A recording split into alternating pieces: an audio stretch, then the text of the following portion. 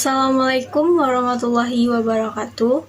Perkenalkan, nama saya Anissa Miranda dengan NIM 21234028 dari Prodi Perpustakaan dan Ilmu Informasi, jurusan Bahasa dan Sastra dan Daerah, Fakultas Bahasa dan Seni, Universitas Negeri Padang.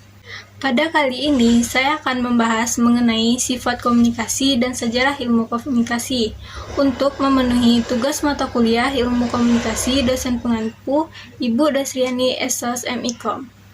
Materi yang saya ambil yaitu sifat komunikasi dan sejarah komunikasi. Materi yang pertama yaitu sifat komunikasi. Sifat komunikasi terbagi menjadi 4. 1. Tatap muka, 2. Bermedia, 3. Verbal, 4. Non-verbal. A. Tatap muka face to face. Tatap muka face to face ialah komunikasi yang berlangsung secara dialogis sambil saling menatap sehingga terjadi kontak pribadi, personal contact.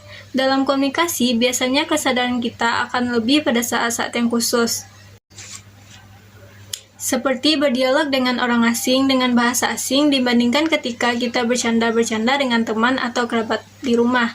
Pada saat seseorang tersenyum, maka itu dapat ditafsirkan sebagai suatu kebahagiaan. Ketika orang itu cemberut, maka dapat ditafsirkan bahwa ia sedang ngambek. Secara implisit, semua pelakuan manusia dapat memiliki makna yang akhirnya bernilai komunikasi. Bermedia. Bermedia adalah komunikasi yang menggunakan media seperti handphone, surat komputer, dan lain-lain. Karena melalui alat, maka antara kedua orang tersebut tidak terdapat kontak pribadi. Komunikasi bermedia digunakan untuk memengaruhi atau mengubah sikap dan opini publik. Kelemahan komunikasi bermedia ialah memiliki daya persuasif yang relatif rendah dan efeknya tidak bisa langsung diterima.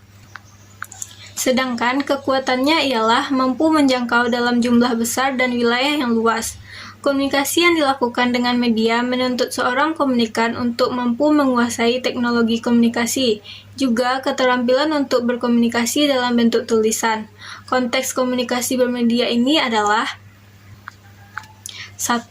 Komunikasi massa atau mass communication, yaitu komunikasi yang dilakukan seseorang komunikator melalui media massa baik cetak maupun elektronik yang ditujukan kepada sejumlah besar orang yang heterogen, anonim, dan di banyak tempat. Bisa melalui pers, radio, televisi, film, atau majalah. Yang ketiga yaitu komunikasi verbal. Komunikasi verbal adalah komunikasi dengan menggunakan simbol-simbol verbal. Komunikasi ini dapat berupa ucapan langsung dari komunikasi atau oral, juga berupa pesan yang dikomunikasikan lewat tulisan atau komunikator. Dalam komunikasi verbal, lambang bahasa yang dipergunakan adalah bahasa lisan, tertulis pada kertas, ataupun elektronik.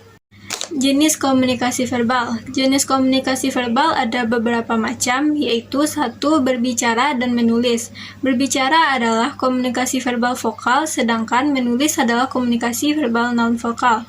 Presentasi rapat adalah salah satu contoh komunikasi vokal. Sedangkan surat menyurat adalah contoh dari komunikasi verbal non-vokal. 2. Mendengarkan dan membaca. Mendengar dan membaca adalah dua hal yang berbeda. Mendengar mengandung arti hanya mengambil getaran bunyi, sedangkan mendengarkan adalah mengambil makna dari apa yang didengar. Mendengarkan melibatkan unsur mendengar, memperhatikan, memahami, dan mengingat. Membaca adalah satu cara untuk mendapatkan informasi dari sesuatu yang ditulis. Yang keempat, komunikasi nonverbal. Komunikasi nonverbal adalah proses komunikasi di mana pesan disampaikan tidak menggunakan kata-kata. Contohnya, komunikasi nonverbal ialah menggunakan gerak isyarat, bahasa tubuh, ekspresi wajah, dan kontak mata. Materi yang selanjutnya itu sejarah ilmu komunikasi. A. Sejarah publistik.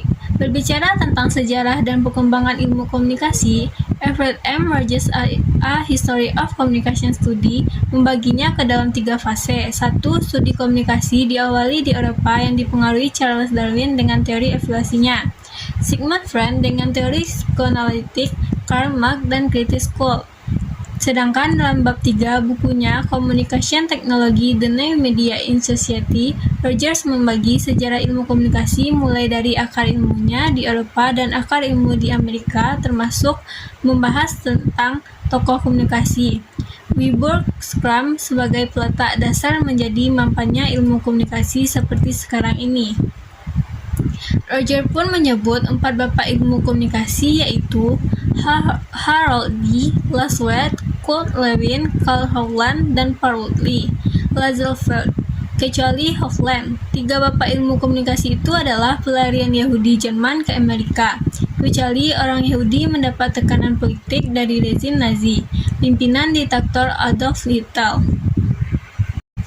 Terdapat 4 bapak ilmu komunikasi yang berlatar belakang ilmu politik, yaitu Laswell psikologi sosial, Lewin psikologi eksperimen, Hovland sosiologi, Lazarsfeld menempatkan posisi kunci dalam jaringan ilmu sosial di masanya. Tanpa keempat pakar ini,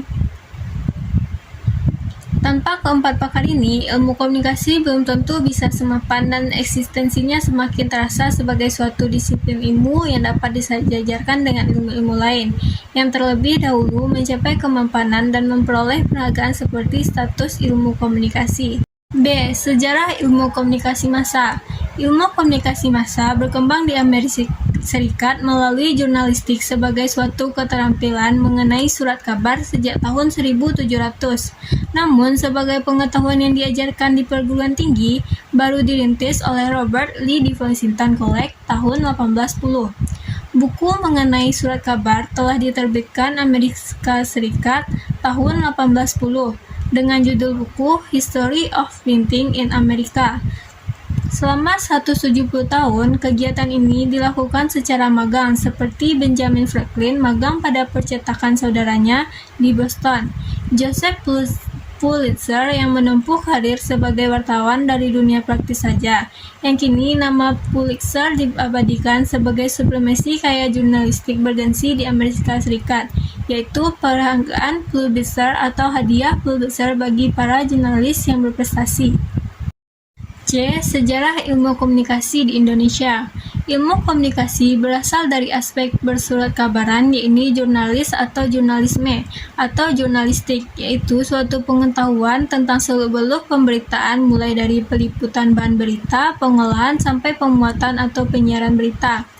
Perkembangan selanjutnya, akibat pengaruh kemajuan teknologi komunikasi, istilah mass communication dianggap tidak dapat lagi karena ternyata tidak lagi merupakan proses yang tunggal.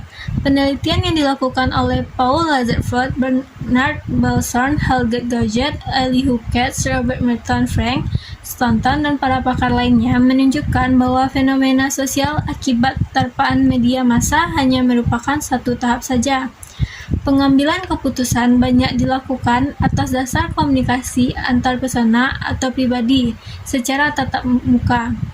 Ilmu untuk mempelajari dan menelitinya bukan lagi mass communication, melainkan communication science atau ilmu komunikasi. Sekian video saya. Apabila ada yang salah, mohon dimaafkan.